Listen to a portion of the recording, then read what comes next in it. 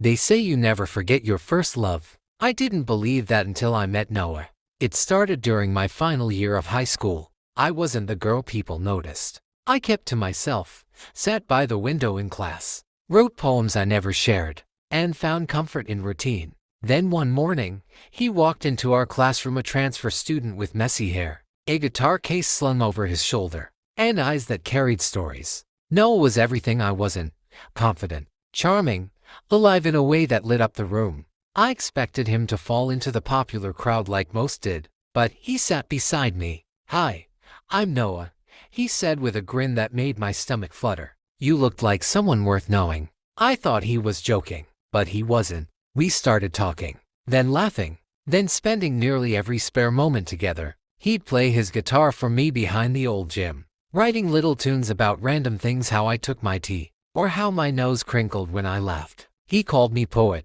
I called him melody. One afternoon, we were sitting under a tree behind school. The breeze was soft, leaves dancing above us. He looked at me and said, "You know, I've never met someone who makes silence feel so full." Then he kissed me. It was slow, gentle, like the world paused just to let us feel every second of it. That moment, it became the standard my heart compared everything else to. We weren't perfect. We argued. We got jealous. But we always found our way back to each other, until reality came knocking. He got accepted into a music program overseas. I had a scholarship offer in a different state. We were 18, in love, and suddenly facing a future pulling us in different directions. On our last night together, we went to the rooftop of the school, our secret spot. "I don't want goodbye," I whispered. He held me tighter. "Then don't say it." He gave me his guitar pick, the one he always wore around his neck, and said, "Wherever you go, keep this.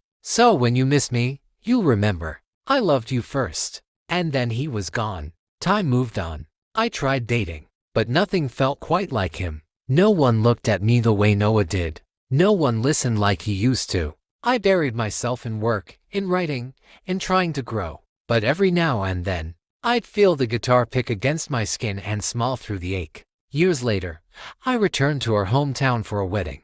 After the ceremony, I walked to the old school, to our tree, and there he was. Noah, older, more handsome than I remembered, sitting with a guitar in his lap, as if he knew I'd come.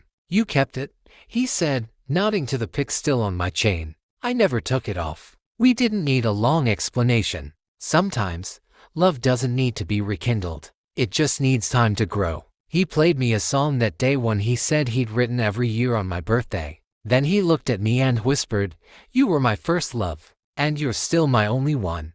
Thanks for watching. Please like and hit the subscribe button.